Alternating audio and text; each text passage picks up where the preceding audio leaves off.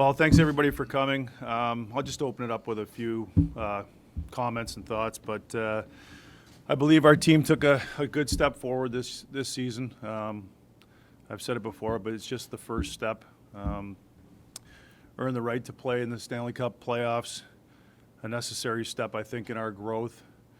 When I talk about improvement, I think it's both on and off the ice.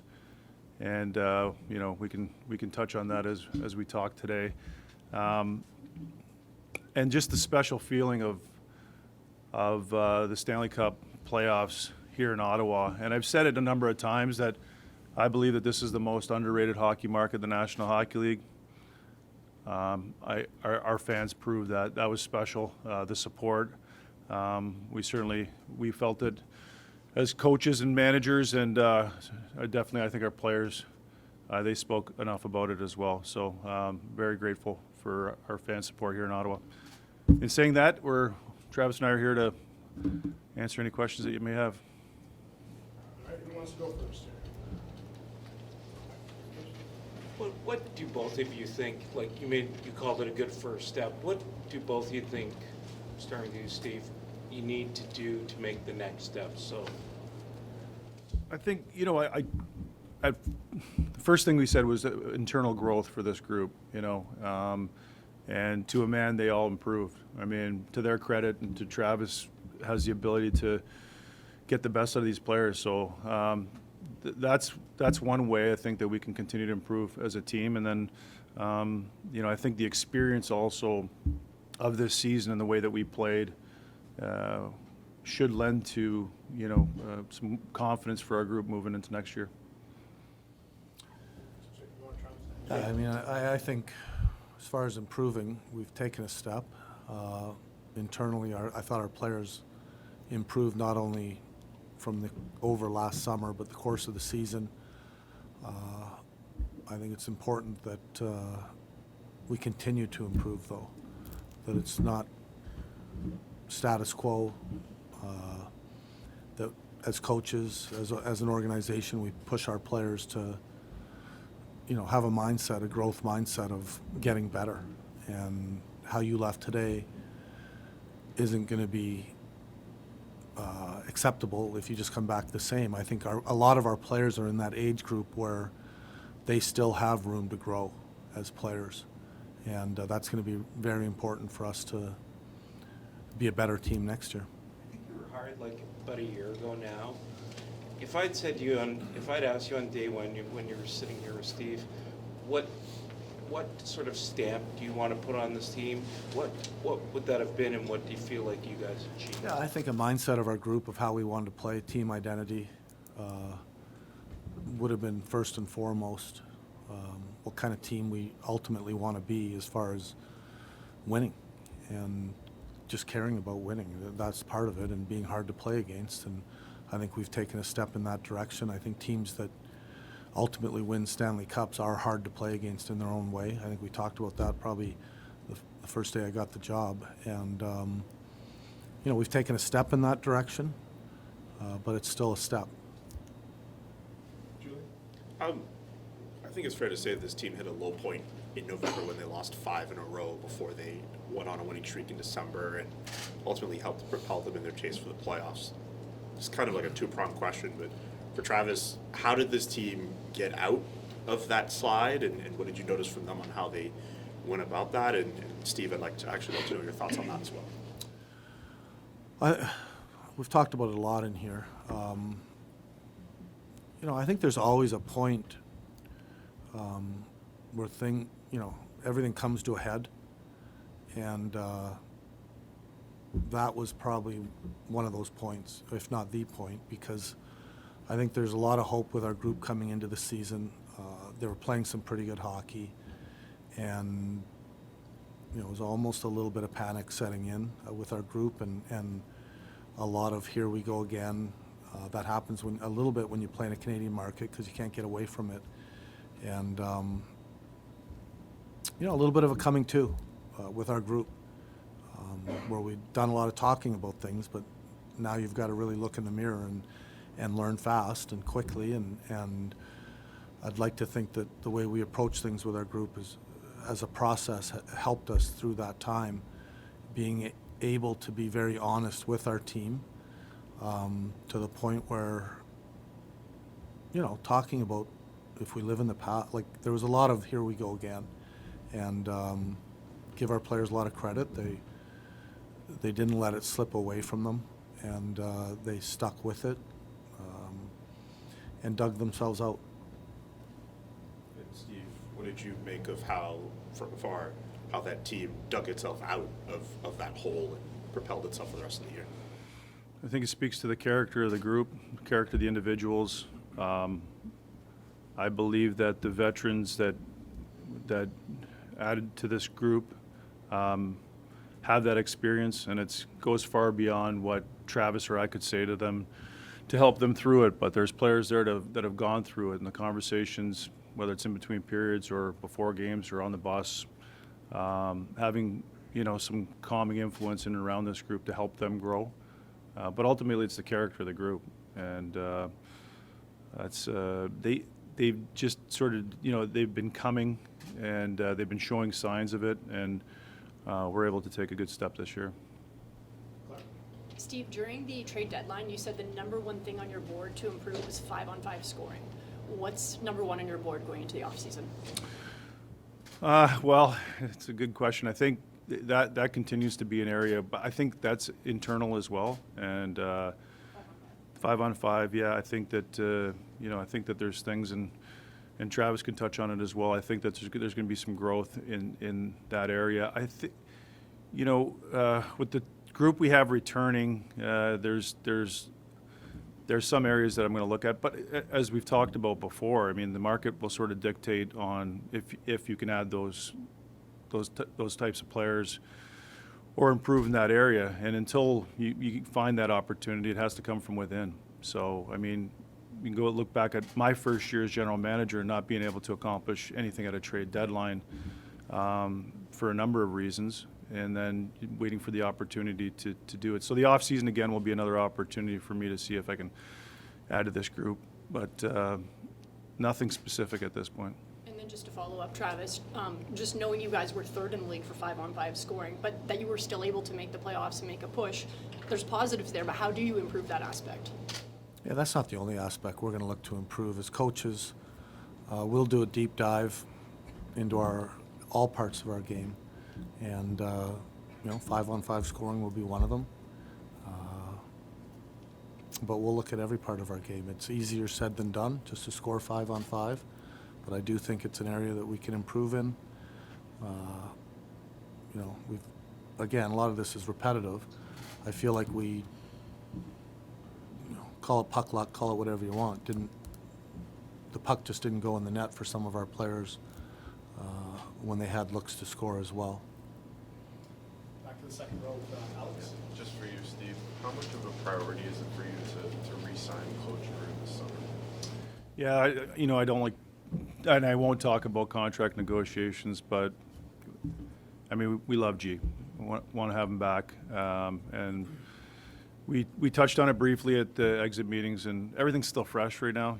I think we're, to be honest, like even from talking to Travis, it still stings that we're here, and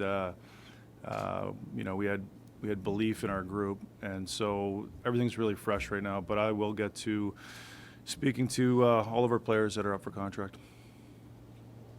Steve, just to follow up on that, in terms of your UFAs, are there any players that you definitively know won't be back for next season?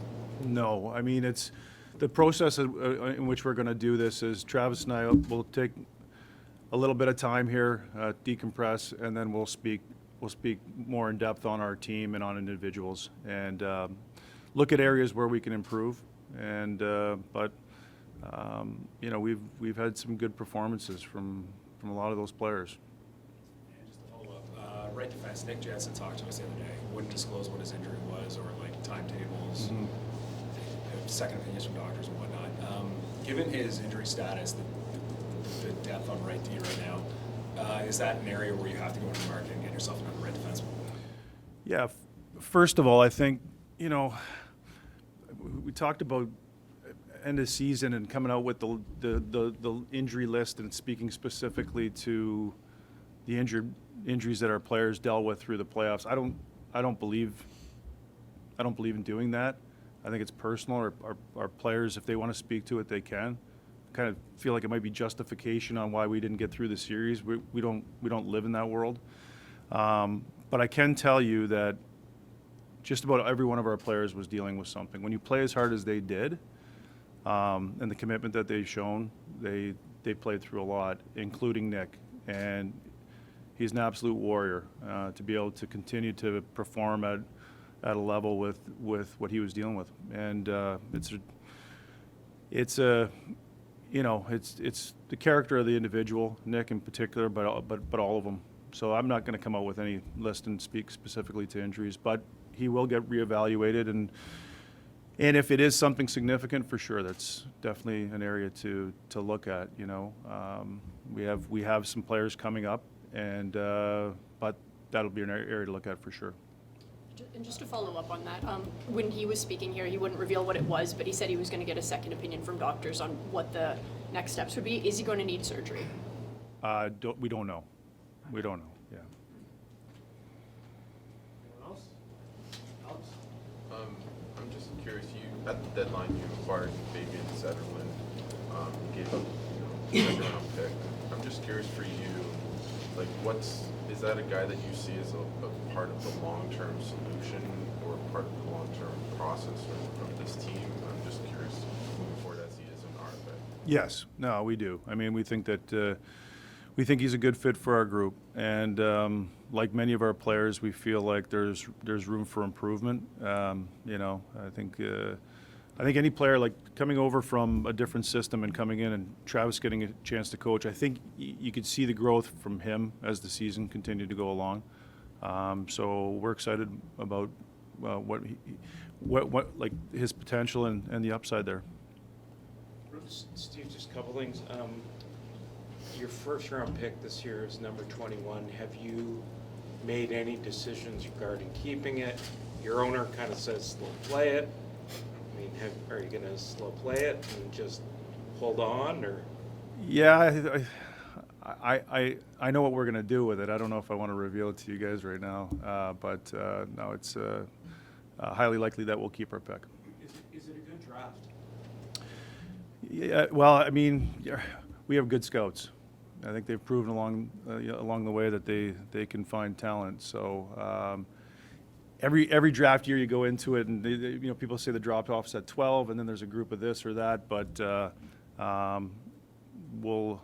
trust in our group. Just one other thing. Do you have any players who've committed to the World Championships? Do you have those names? We do. It's Shane Pinto and Nick Mattenpalo at this point. Yeah. This is for either one of you. Adam Guedette is one of those players who is going to be unrestricted. Can you talk about his season? And basically, at the end of this, on the Saturday, he said that he would love to come back. Maybe can you speak about his situation? As far as his season goes, yeah, he's had a great season. Happy for him. It's not just, he got off to the hot start, scored a lot of goals early, but also showed that he can play in a role that, he hasn't maybe played in the past, and be dependable in that role. So he had a good season. I'm happy for Gods. I've known him a while. Anytime a player has a successful season, you have to be happy for him. And as far as the future, that's, from my end, that's something that Steve and I'll talk about and see where it goes. Two quick ones for me, both for Steve. What were your impressions of Tyler Kleven's this year, and how did his full season affect your view of him in the organization for the future going forward? Yeah, I thought Tyler, he came on as the season progressed, the second half of the season in particular. And I can let Travis speak to it, but Travis held him accountable early. I didn't think he got off to a great start through training camp right from the beginning, so I think that's an area of improvement for Tyler. But yeah, he's coming on. He's a good young defenseman, and was making more of an impact as the season went on. Carter Yakimchuk joined the team as a black ace during the playoffs. I'm just curious what next steps could lie for him. I think he turns 20 before the end of the year, so I think he's AHL eligible. Like, what's next for him? Yeah, that'll be up to him. I think we spoke to him, at our exit meeting with Carter, and he knows how important this summer is for him. And you get opportunity with the Ottawa Senators on merit, and if he's ready to play and pushes us, we'll be open to that. But certainly he's got, like all of our players, need to take this off season. Like, it's improving the roster, talking about how we can improve. Like, it starts now for our players, and so time will tell. But he's he'll let us know. And he can play AHL, just to confirm. Correct. Next season, right? Yes. Thanks. Back row to Preach. Steve, just given the timing of the sale, this was your first full season in the role. Do you anticipate any changes to your hockey operations going into next year? Possibly, yeah. I mean, we're always looking to improve. We're looking. We'll always look at areas to improve. And as far as taking that next step for the group on the ice, I think it's for us as a staff as well. I think we've taken a step. I think we can get better. I think there's lots of areas of improvement. And if we don't continue to push for that, we're not doing our job. So there's certainly areas throughout the organization that will continue to be addressed. Just a question for you, Travis. Second line defense in the postseason, seems at times they're struggling at 5-on-5, just in terms of goals allowed. Second line what? The second line, just in terms of goals allowed, like different moments defensively. Second line being like Cousins and Matherson, for example. How do you get more out of those guys? Because they're still relatively young. Like, how do you coach more defense on those two players? Yeah, I mean, you can nitpick about the second line playoffs if it's easy to do. I'm not going to sit here and do that right now. I thought our team performed very well in the playoffs. It's one of those series that you look back and I think at the end of most series, the losing team usually knows that the other team was better a lot of times. And over 7 games, the best team prevails usually. I think this is one of those series, for me personally, in any playoff series that I've coached, that it stings probably more than others, just because it truly felt like it could have gone either way. And as far as Dylan and Drake, 2 really good players. I think Drake took a big step this year in his game. Dylan being a new player that we haven't had long, very exciting as far as his potential, where I see him progressing to, and I think that he's got another level in his game. And again, much like the rest of our players, it starts relatively soon to be better next year. It doesn't start in training camp. Our job as coaches are to make our team better, and being committed in the off season is a huge part of improving at this age for a lot of our players. And I think he's a player that has a lot of room for growth still. But ultimately that comes down to the player, much like when we talked about Clevin. Are they willing to get better? Are they willing to be a committed player in the off season? Do you want to be average? Do you want to be good? Do you want to be great? And in saying that, when I mean great, your max potential. And that's a real inner commitment by a person to be dialed in the off season, leave no stone unturned, and come back the best version you can be. And that's really what we're going to challenge our players to be. Status quo for a lot of them isn't going to be good enough, because they can all improve. Most of them can improve still. Just for Steve, Anton Forsberg is a free agent this summer. Levi Merrilainen was really good in Belleville, and it's reached stint with the Senators this year. How comfortable are you with Merrilainen potentially being the backup next season, and do you plan to add or re-sign Forsberg in the offseason? Anton Forsberg's a great pro and a great teammate, and we'll look at our goaltending depth. You're right, Levy's come up and played well, but certainly it's when you have a player like Anton, the commitment, and in being in that role as the backup, and one of the hardest working guys on our team and committed, so we'll take a long look at it and see what the possibilities are. How close do you feel Marilinen is to becoming, a full-time NHL? I think he took a big step this year, really. I mean, he gave us some good games, and I think what impressed us most was the moment wasn't too big for him. For a young goaltender, I think his calm demeanor, I think, helped our group, and it's impressive for a young player to be able to do that. Just to follow up also on the goaltending, when you signed Linus Ullmark, obviously Vezina caliber goaltender, was he what you expected this season? Yes. Yeah. I mean, goaltenders, they're not perfect. You go through stretches, but Linus Ullmark at his best is a top goaltender in the league, and he gave us a chance. And even in the playoffs, so you could look at this playoff series and you can talk about the goals, but how they went in. I felt like we were a little unfortunate, but he gives us the presence in that we want, and I think it gives our team confidence, and we expect him to continue to grow as a goaltender as well. I think that he's driven to improve as well. And then another note on your lines. Throughout the season, there were various right wingers used with Stützle and Tkachuk. Do you think that right winger for that top line exists in this organization? Or are you going out and looking for a good fit for that line right now? I think we have a lot internally here for that. But we'll look at it for sure. Do we want? Is that an area? Everybody's looking for a top six scorer. And we'll continue to look to see what we have. But I think internally and the work that Travis has done and the group continues to improve, and the individuals are continuing to improve as well with the honest accountability that him and his staff bring to the table every day. Maybe it's a bit of a follow-on Claire's question. So to that, how high on your list of priorities would you say seeking a scoring option outside the organization is? We'll look at all areas. We really will. Again, I think that there's enough room for growth internally that it would have to make total sense. Someone else reworded and asked the same thing here. Making a hat trick.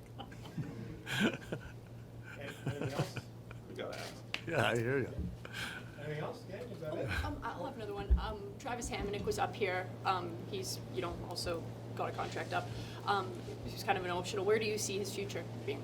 These are all the discussions that Travis and I will be having. Travis Green and I will be having about our players.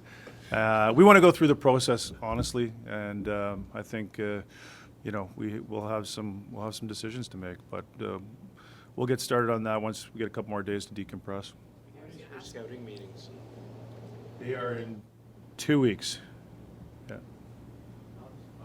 Last season, you added a couple guys like Perron, Amadio, Cousins, and free agency. You have a bit of cap space. I think it's $18 million.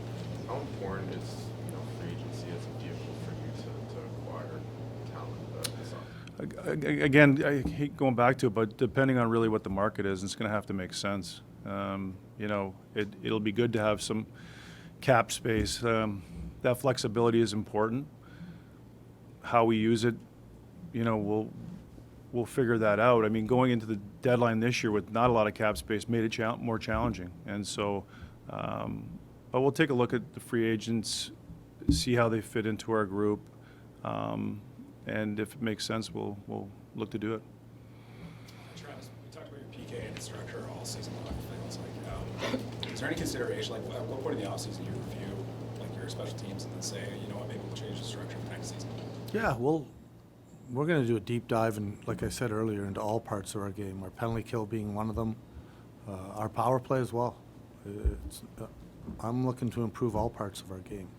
Our 5-on-5 scoring, but it's not like we're just going to sit here and not look at the defensive side of our game either. I think penalty killing I think we finished 18th, 19th. It's an area that we want to improve in. Our power play was 11th or something like that, you know, again, we want to improve it. And we'll do, like, we challenge our coaches to look at everything. We challenge ourselves to be better internally as a staff. And it's not like we just turn the computer off and come back in training camp and start again. We'll take a couple weeks off, do a deep dive into all parts of our game, where we can be better and how we can be better. And to follow up on the PK, Tyler Clevin, you talk about roles expanding possibly for certain players. Is he a guy who could have a large report or a large role in that PK next year? Potential, and that, again, that the onus goes on to the player. You know, Tyler Clevin showed, you know, kind of two sides. I didn't think that he put the work in to come in to camp, to have the best camp that he could last year. You hope that he's learned from it. He progressed as the season went on, and now it's up to him to take what he's learned and apply it. So he comes into camp as a better player than he was last year. And, last one, Steve. People have been talking about offer sheets as being a mechanism to get young players off other teams. Obviously, you have RFAs like Clevin. Is that something you're concerned about, or is that something that you could possibly explore yourself? I'm not concerned. No. Claire and then Marie. Yeah, big picture, when Michael Anlauer took over this team, he said the number one priority at the beginning was going to be to create stability. In an interview a couple of weeks ago, he says stability has kind of been achieved right now. Based on that achievement, how do you guys set new goals going forward? Like you said, the next step, like at the beginning of the season, make the playoffs. I know it's fresh, but have you already started thinking about what the next step for this organization is going to be? Well, constant improvement both on and off the ice, you know, honest accountability to where we're at. Taking the step to where we got to was challenging. Our players stepped up to it, coaching staff did. Now is the real hard part, you know. Now to get into contending with these teams, you know, the attention to detail and the work that has to be done. But we've set the culture. I think the one thing we can be proud of is we talked a lot about culture, and it's just you can't fabricate culture. You have to live it, and both on and off the ice. And I think we can be proud of that. I think our fans recognize that it's different. Our players certainly do, and full credit to them. If we don't have anything else, we'll wrap this up. Marie. Actually, this is a question regarding the Bevel Club. Are there players that you can identify that are knocking on the door that are close to making this roster next season? Yes, certainly. I think the summer is going to dictate a lot in how they show up at training camp. But there are a few players there that have that are starting to push for an opportunity. And again, we said it a number of times today. The off season is important for these players, and everything that we do here is on merit. It's open, it's honest, and so if they come in and push for a position, we want good players on our team, and there's a few guys down there that are pushing.